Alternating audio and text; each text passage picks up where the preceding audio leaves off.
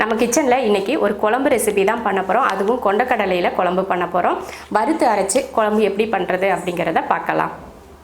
கொண்டக்கடலை குழம்பு பண்ணுறதுக்காக நான் முன்னாடியே ஊற வச்சு எடுத்துட்டேன். கிட்டத்தட்ட ஒரு 8 மணி நேரமாவது நல்லா ஊற வைக்கணும். அப்போ தான் பயிர் வேகிறப்போ நல்லா சாஃப்டாக இருக்கும். அந்த மாதிரி தான் நான் ஊற வச்சு எடுத்திருக்கேன்.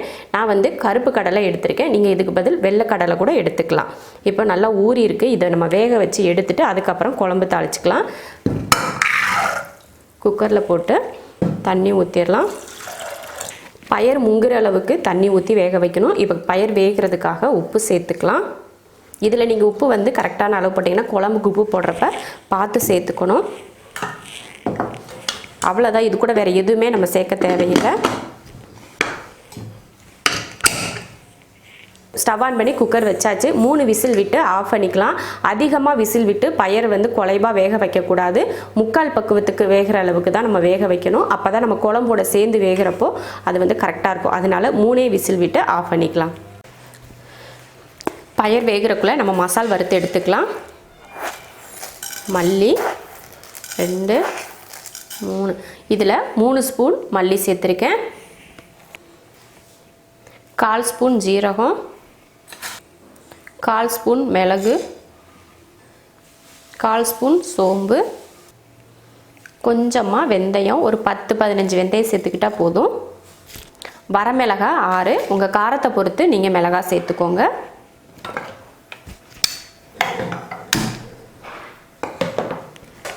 இப்போ இதை வறுத்துக்கலாம். உங்கள் விருப்பம். இதில் எண்ணெய் ஊற்றி வறுக்கிறதுனா கூட நீங்கள் வறுத்துக்கலாம், இல்லை சும்மா வறுக்கிறதுனா கூட வறுத்துக்கலாம். நல்ல மணம் வரும். அந்த மாதிரி வறுத்து எடுத்துக்கலாம். அவ்வளோதான். நல்லா வறுத்தாச்சு. இதை மாற்றி வச்சிடலாம். கொஞ்சம் எண்ணெய் ஊற்றிடலாம்.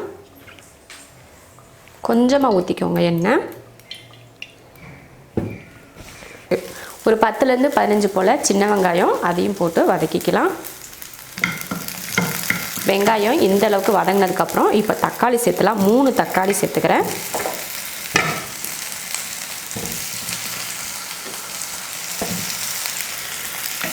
தக்காளியும் நல்லா மசிஞ்சு வரட்டும். அது வரைக்கும் வதக்கும்.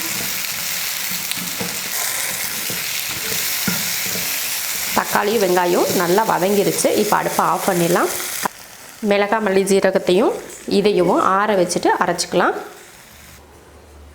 வறுத்த மசாலா எல்லாம் அரைச்சிக்கலாம். மிக்ஸி ஜாரில் போட்டுக்கிறேன்.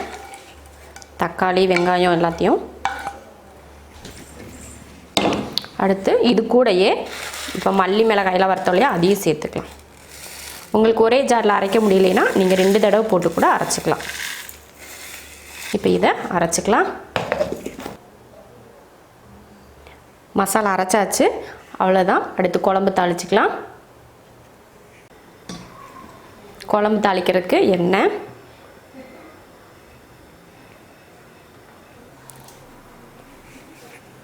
ஊற்றி எண்ணெய் காஞ்சிருச்சு. வெந்தயம் சேர்த்துக்கலாம். வெந்தயம் பொரிஞ்சதுமே கருவேப்பிலை, அடுத்து வெங்காயம் ஒரு 15 போல் சின்ன வெங்காயத்தை பொடியாக கட் பண்ணி சேர்த்துக்கலாம். வெங்காயத்தை நல்லா பொன்னிறமாக வதக்கிக்கலாம். வெங்காயம் இந்த அளவுக்கு வதங்கினதுமே இதில் காய் சேர்த்துக்கலாம். ஒரு உருளைக்கிழங்கு, அடுத்து கத்திரிக்காய். காய் உங்கள் விருப்பத்தை பொறுத்து நீங்கள் சேர்த்துக்கலாம். இல்லை இதை காய் எதுவுமே வேணாம், வெறும் பயிர் மட்டும் போட்டு நாங்கள் குழம்பு செஞ்சுக்கலாம் அப்படின்னா அப்படி கூட நீங்கள் செஞ்சுக்கலாம். ஒரு உருளைக்கிழங்கும் 2 கத்திரிக்காயும் சேர்த்துருக்கேன். இப்போ இதில் மசாலா சேர்த்துடலாம். நம்ம அரைச்ச மசாலா இதில் சேர்த்துருங்க. இதை நல்லா கலந்துடலாம். கொஞ்சம் மஞ்சத்தூள் அதையும் போட்டு வதக்கிக்கலாம். அடுப்பில் சிம்மில் வச்சு ஒரு 2 நிமிஷத்துக்கு மசாலா வதக்கி எடுத்துக்கலாம். அடுத்து நம்ம வேக வச்ச கடலையை இதில் சேர்த்துக்கலாம். பாருங்கள், நல்லா வெந்திருக்கு. இந்த அளவுக்கு வெந்திருந்தால் தான் நம்ம குழம்புல போட்டு வேகிறப்ப சரியாக இருக்கும். சுண்டல் வேக வச்ச தண்ணியோடையே இதில் சேர்த்துக்கலாம். இதில் தேங்காயெல்லாம் ஊற்ற தேவையில்லை.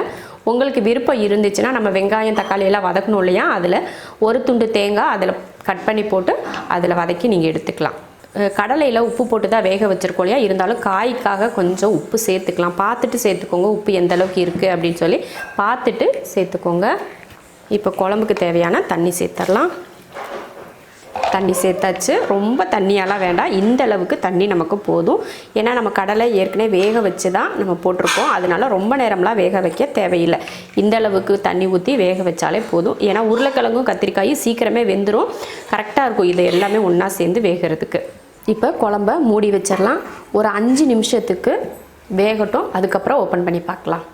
குழம்பு நல்லா கொதித்து மசால் வடையெல்லாம் போய் வெந்துருச்சு. ஒரு 5 நிமிஷமே அதிகம்தான் வேகிறதுக்கு. கத்திரிக்காயும் பாருங்கள் நல்லா வெந்திருக்கு, உருளைக்கிழங்கும் பாருங்கள் நல்லா வெந்திருக்கு, எல்லாமே சூப்பராக வெந்திருக்கு. அவ்வளோதான், இதோட குழம்பு ஆஃப் பண்ணிடலாம்.